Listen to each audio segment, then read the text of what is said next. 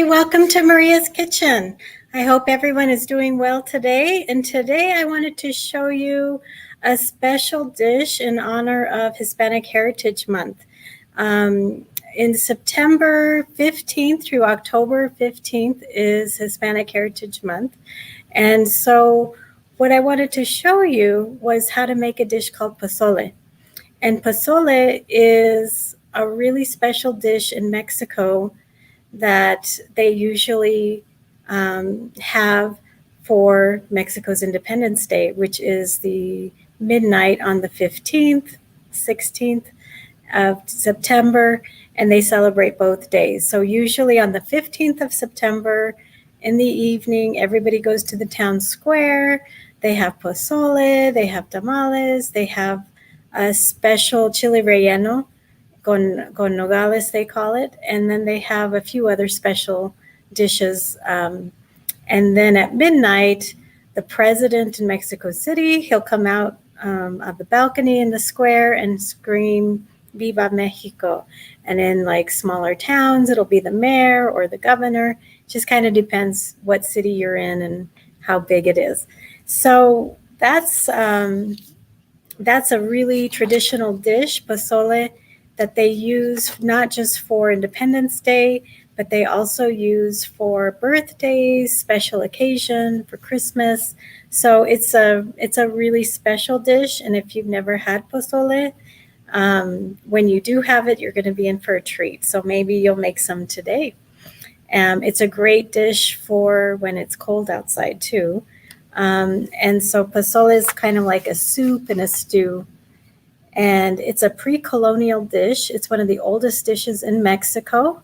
And experts say that it became part of the Mexicas' diet. And the Mexica are the Aztecs between 1325 and 1524.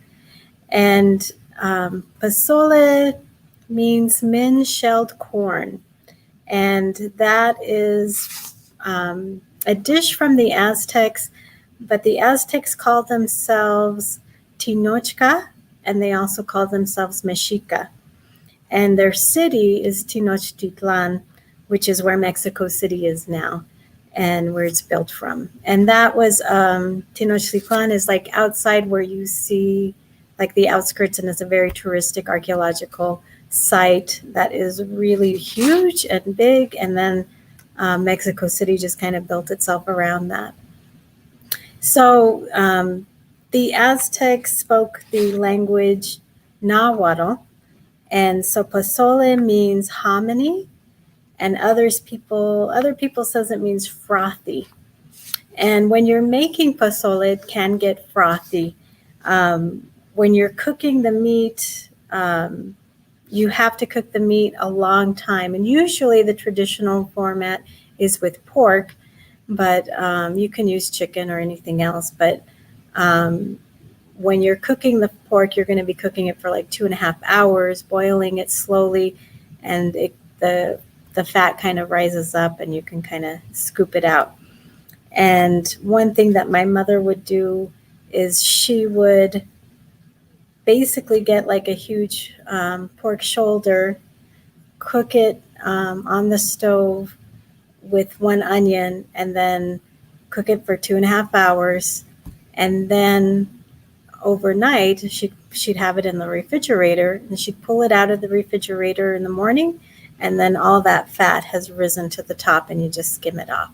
So that's one way you can do it as well. So I just wanted to let you know there are 3 types of pozole. There is red, white, and green, and those are the colors of the Mexican flag. And so that is the one I grew up with was white pozole, and it kind of just depends what area of Mexico you're from.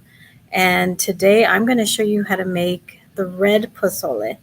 And the red pozole relies heavily on chilies such as guajillo, ancho, or piquin.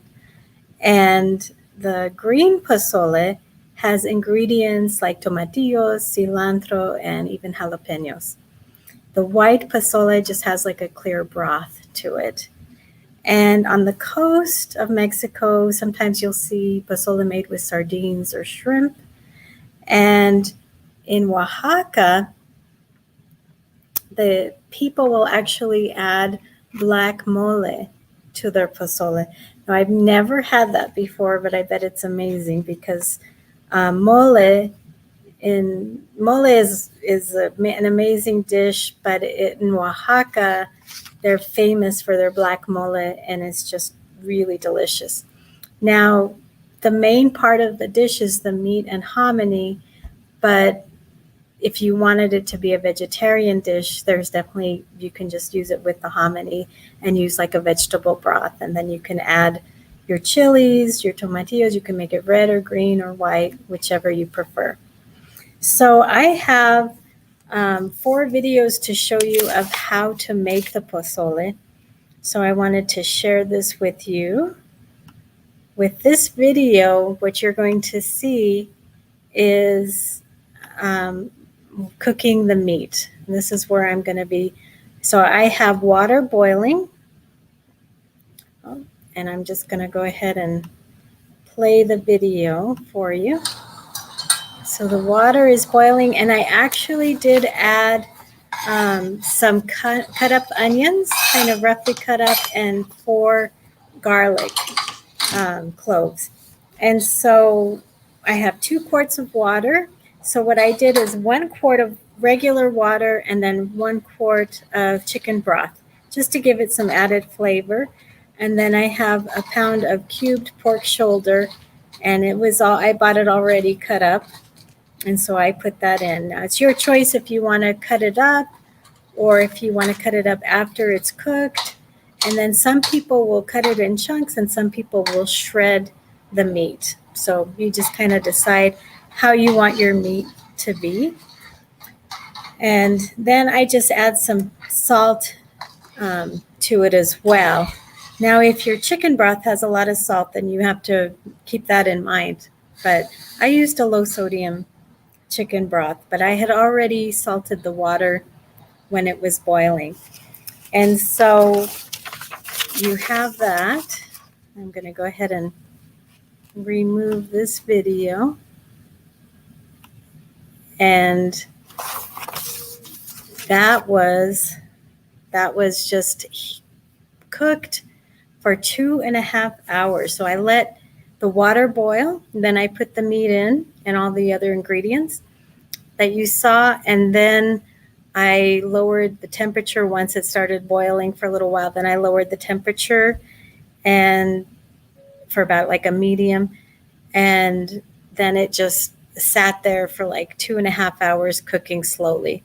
And that's supposed to really help get your meat to be really nice and tender. And you want that.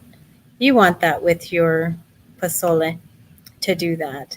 So I'm going to show you the next step, because there's actually several steps to this. So it's not a difficult dish to make, but it is, there are steps to it.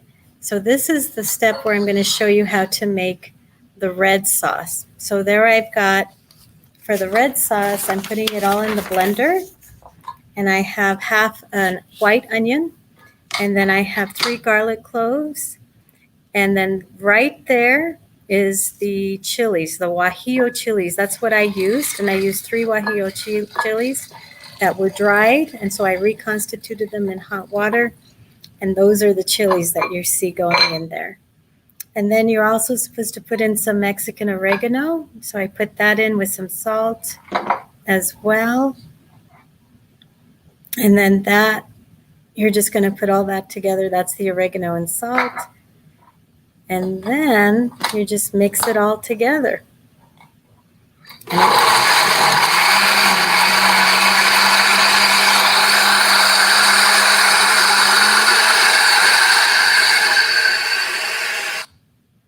I'm going to go ahead and show you. I've got a pan that I've heated up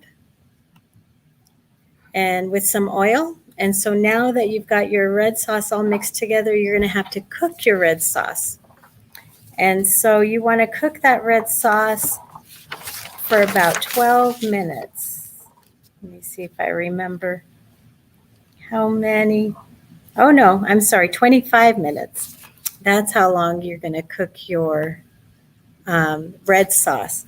And I just wanted to show you where you can buy the Guajillo chili. I bought them at just the supermarket. You can go to a specialty market, and this is like what the bag looks like. And when you buy dried chili like that, this is what it looks like. It's real thin, but it has a lot of flavor in here. You're going to kind of open it up and pull out all the seeds. And I don't know if you can see right there are some of the seeds. And you're going to discard the seeds. And then I put these in a bowl, and then I put hot water over them. And then I let them kind of just sit there for about 15 minutes to just kind of get nice and juicy and come back from being dry. And then that's what I put in the blender so that you can see that it's nice and soft and it's got a lot of flavor, and you use the water that's in the blender as well. And so that is what I did. And so once you cook your chili sauce, and I'm going to show you right now, there's my pozole with the meat, and now I'm putting in the hominy. And I put about 1.5 cans of hominy in there. And I rinsed the hominy. The only kind of hominy I could find was canned, which works. And I rinsed it with water, and then I put the hominy in there. Now I'm ready for my red sauce. But what I'm going to do with my red sauce is I am going to strain it. And so you're going to see kind of what's left over from the straining, because you're wanting that flavor and you're wanting the color from what you just made for the red sauce. And now I'm just straining it into the pozole. And then once you strain it and put it in there, you're going to want the meat, pozole, the hominy, and the red sauce to cook for about another 10 minutes or so. And longer if you want. I decided to cook it a bit longer than that. I gave it like another half hour because I just really wanted that flavor of that of the red sauce to be in there. And so you can see you needed to strain it because it had some it's kind of a thick red sauce in there. And so once I stir it in, cook it at least another 10 minutes or longer, however you want. And when people make pozole, they usually just keep it on the stovetop, just cooking like that. And so now for me is my favorite part of making pozole, besides eating it, is because it is delicious. But there is another part to pozole, and that is what you're going to put on top of the pozole. And so on top of the pozole, you can see that is the garnishes. And so you have your pozole, it's ready. I'm serving it into a bowl, nice and hot. And then I have all these cold vegetables that I am going to put in my pozole. And so we've got some oregano. So a lot of people like to put some oregano, fresh oregano in their pozole. So I've got some dried or fresh.